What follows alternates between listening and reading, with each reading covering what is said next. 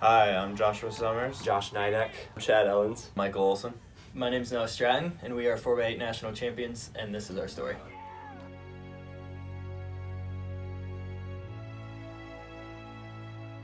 We've been together as a relay team for a couple years, training together for most of us, and we knew that from past years we had an opportunity to really do something special as a whole relay squad going into nationals. Going into the day of prelims was just like any other day. We kind of get a little stir crazy because we have to stay inside, avoid the sun, and save all our energy. So we pass the time by playing games and mess around inside our condo. And about 2 hours before we were about to leave for the race, we kind of split off and started doing our own thing, our pre-race rituals. Some guys went to go take a shower, a nap, and that's when Josh got the phone call. I remember sitting at the table at lunch that day, and we had all gotten some sub sandwiches to eat because we're ready to run, and that's good fuel. And our alternate, Josh Sommers, was sitting across the table from me, and I remember as he was digging into his chicken fingers that I had asked him a question, or it was more of a statement, I guess, and I said, "Man, you better hope I don't go down today, because if I do, you're going to be feeling it." And he quickly responds, "No, that won't happen. Don't worry about it." And that's kind of the mentality of race day with someone who's going to be an alternate and everybody is healthy. You kind of think that, yeah, we're good, and we were ready to roll. But like Chad said, we then got a phone call and things drastically changed. I was the alternate, so wasn't really expected to run. The other guys were healthy and stuff, and I was doing like everything I could to be able to help be a support for them. That's all I could really do is in my mind and stuff. So like Josh was talking about, we were having lunch, and they all got healthy foods ready for race day, and I was like, I'm not gonna run, so I got some chicken tenders and mashed potatoes, like solid race day foods. And Josh told me that he better hope I don't go down. I was like, nah, we're fine. And got the phone call, and it was a big change. It was focused on him, and then all of a sudden it dawned on me that I might have to actually run. Good job.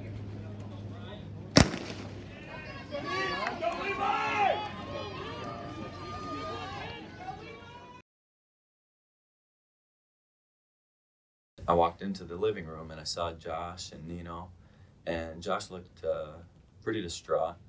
Nino had his arm around him, and so I figured something had happened. I didn't know what it was, but not sure how serious it was or what had happened. So I walked into the room because I saw Chad in the other room, and I asked him if he knew what was going on. He didn't necessarily. He told me he heard a couple words here and there, but wasn't exactly sure. So we got down on our knees, we prayed, and we're just doing the only thing we could do.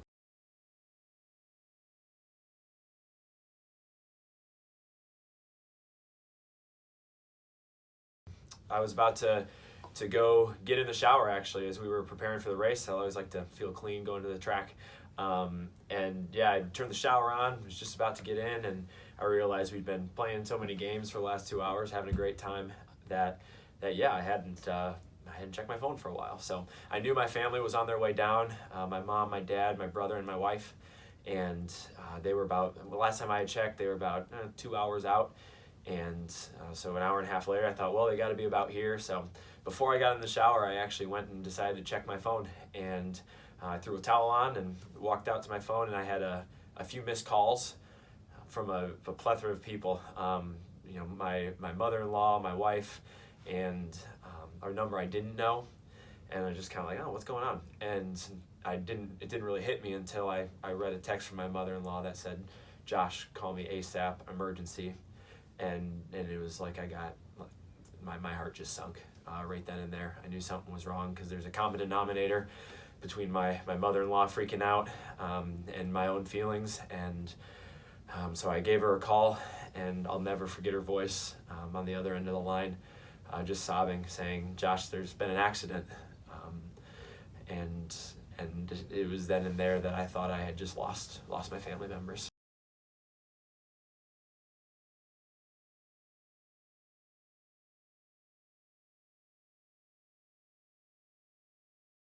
right when Josh was about to leave, he actually threw a towel or threw a shirt at me, and he said, "I'll race with you guys tomorrow," and he said it with confidence. So I knew at that moment it wasn't an option for us to qualify. It was a necessity.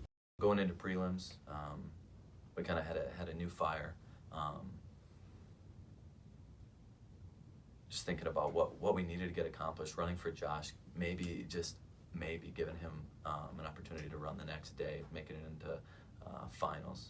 We knew it was going to be tough because in the past races we had run together at indoor nationals and outdoor nationals the previous years. We just barely snuck in with the 8th seed, and that was with all of us running together. With having Summers in there and not having Nidek, our best runner, we knew that Summers could do well, but without having our best runner, we were just like, man, this is going to be tough. So we were motivated. I knew that we had a great alternate in Josh Summers, and I knew that he was going to be able to step up. So going into the race, logistically, our odds weren't looking great. We were already seated, I think, 8th or 9th, and only top 8 make it. So for us to be without our most experienced runner, especially in this race, and someone who's been here before, I think that was a little scary, but going into the race, I knew that we were just going to give it our all because we had something, worth fighting for, worth running for this time. It's easy to say there's a lot of nerves, a lot of anxieties, and our minds are all over the place. And I think if we didn't have our faith, it would have been so easy to fall apart, and I don't even know where my mind would have been. But it's safe to say that the fact our dependence upon God in that moment was just so great, and I think we walked onto the track with so much confidence that day that had nothing to do with ourselves.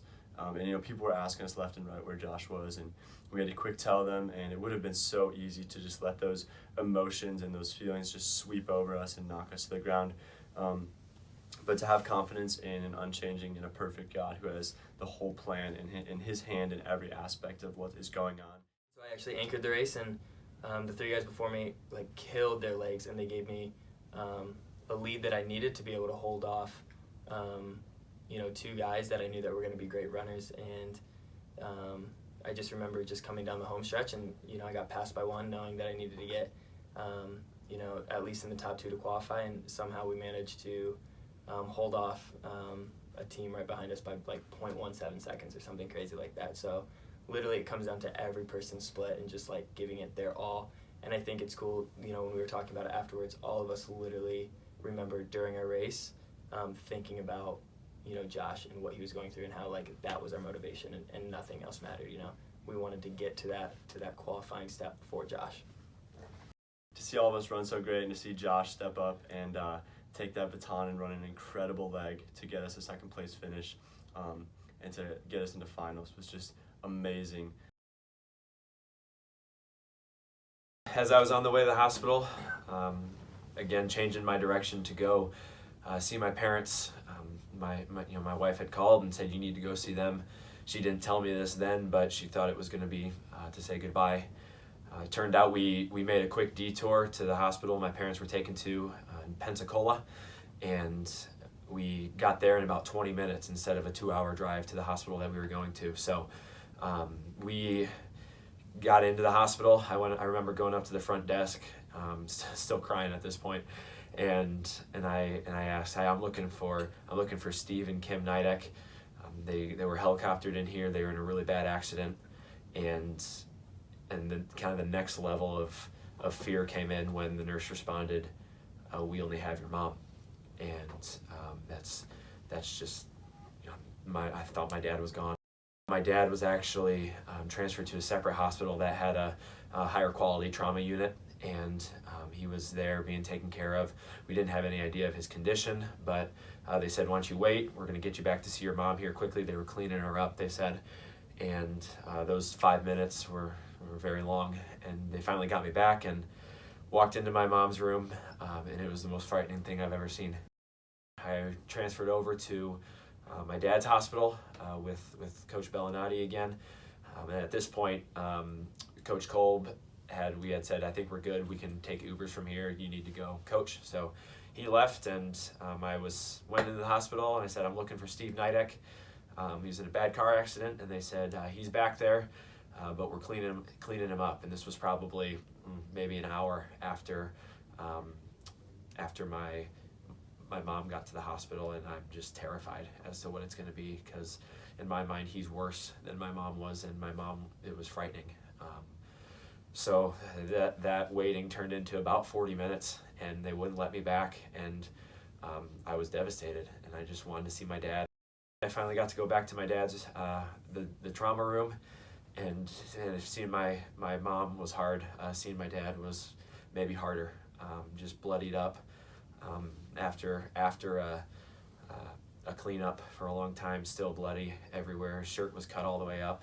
It was the hardest moment of my life, to see my strong father so vulnerable. And I remember just meeting him eye to eye, and we just lost it. And I haven't cried with my dad many times in my life, but it was just it's an insane experience. I can't even describe it. After we finished the race, we knew that we got second in our heat, so we knew that we were going to have an automatic qualifier. So I think as soon as we finished, literally, again, like our minds, like we're not necessarily on the race, but still on Josh and his family. And I literally just remember us finishing and us running, crawling to coaches after an 800, but just getting to coach as fast as we could just to get an update on Josh's family. And looking back at that, just that whole day, that whole prelim race, we relied completely on just the Lord's strength. And the Lord gave us such a peace to even go into the race, and to not even have thoughts, negative thoughts of oh, this is, we're seniors, this could be our last race ever, and it just kind of got stripped away from us, but for the Lord to just give us a focus, it's just amazing to just think about how he was just working in our hearts and in our minds, and he was kind of just orchestrating this whole thing while also being with Josh and his family at the same time. So as soon as we got to coach, we actually called Josh, and Josh was just so pumped that we were able to qualify for finals, and we finally got word that his family was going to be okay. It was a serious accident, but we just got word that they were going to be safe, that they were taken good care of, and it was just so good to hear the Lord's faithfulness through all of that, while we were just completely separated from the situation. And I think all of us just kind of had a sigh of relief in that moment, because we just knew okay, Josh's family is okay. So after being with my family in the hospital, we went back to the hotel, the condo, and I had actually seen my brother and my wife. They showed up to my mom's hospital, and they got to see both my parents that night with me. Seeing them just bent and broken, bruised, scratched, but alive was something that I cannot describe. It was incredible.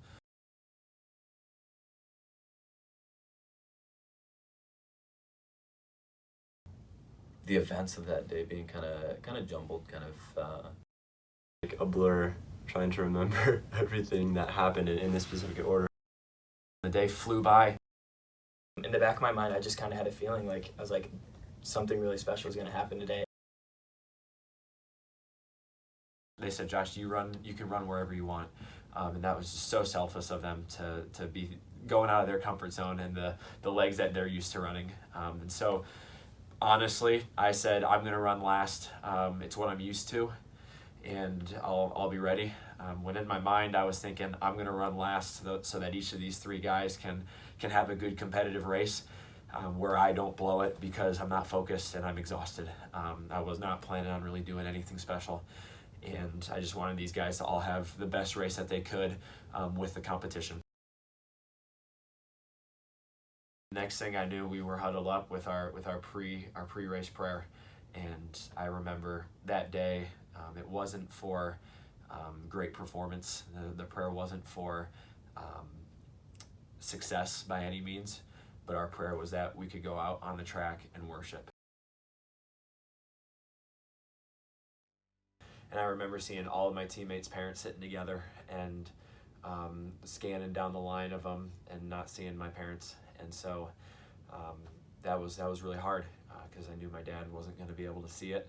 Not only, as a son, do you want your dad to see you perform, but as a dad, and I knew he wanted to see me run and the guys run. And So yeah, I finally, as the guys were running through their race, I just kind of kept looking up just in case he had rolled in.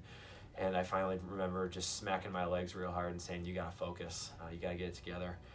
Because Mike Olson gets a stick with 1 lap to go in his leg. And we're in first place. And I'm like, oh no, what's being set up here? What am I going to blow? And that was the first time that day where I had actually focused on the race. I knew there was a team behind us with a really good anchor, and then another team really close to us that I had raced their anchor and he had beaten me in indoors that year. So I'm thinking it's going to be a battle for second place, really. I'm not thinking that I was going to win. And I remember getting the stick and going out, and God blessed me with the ability to go through my race strategy and going around that first turn with a little bit of adrenaline, kind of reining it back a little bit, knowing that the team in second place was really close, and it's a lot easier to run in second place. So I pulled off a little bit on the backstretch, hoping that second place would move around me and take the lead, just to make it easier on me. And then he did, and I remember him closing the door, and then I knew it was just time to do what I've been doing for 10 years.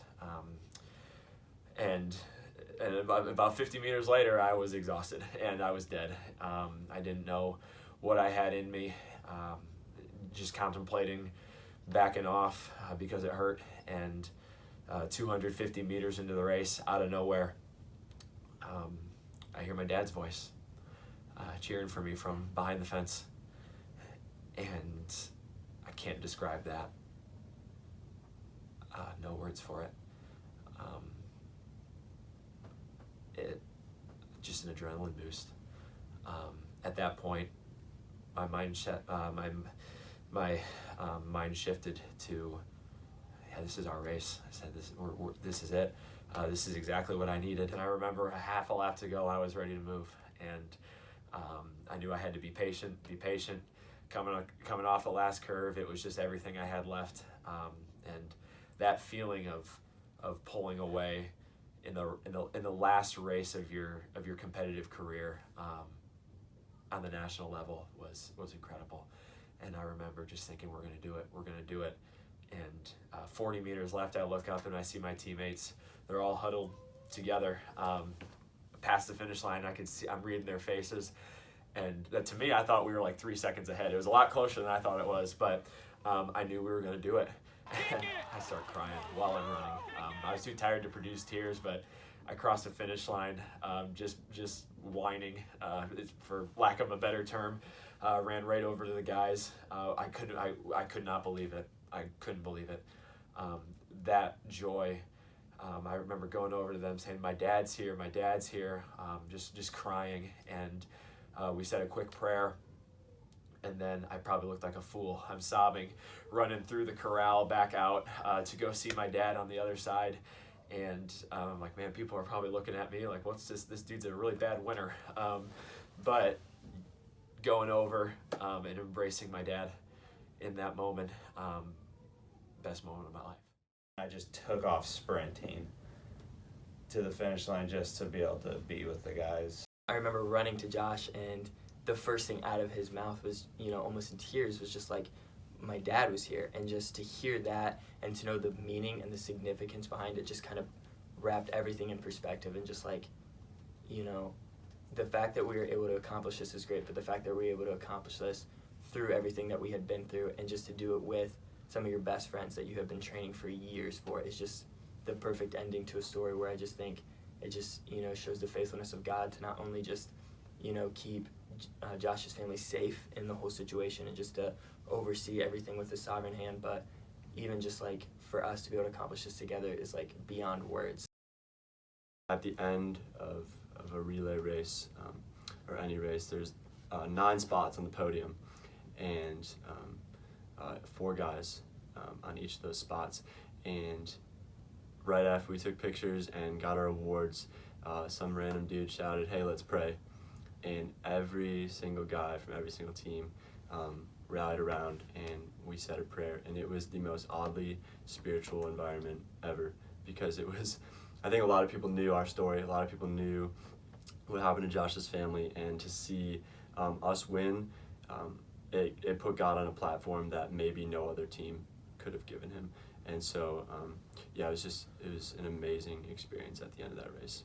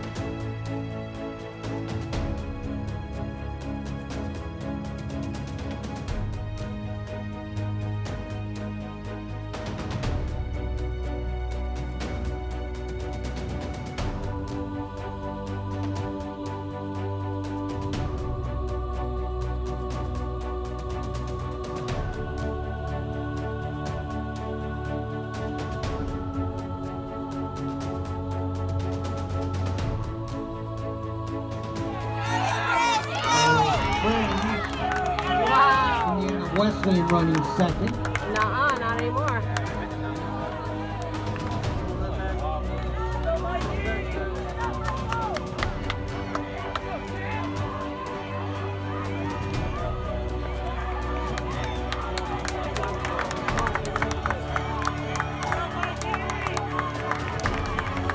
Wow. Go, Mikey. Wow.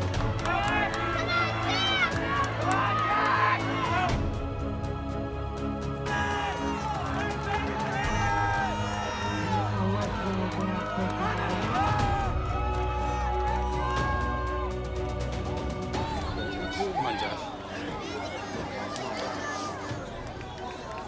Takes a lead. Just get back on his pocket. His pocket. Just respond, buddy. Just respond. Don't panic. You don't have to fight him yet. Right there. Get in the pocket. Just get in the pocket. Stay there. Stay there.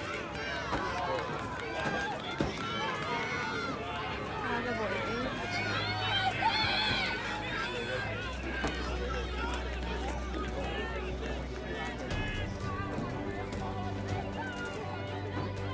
Come on, Josh!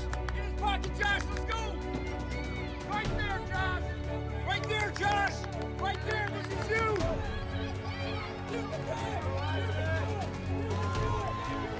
And this is Eastern Oregon out front.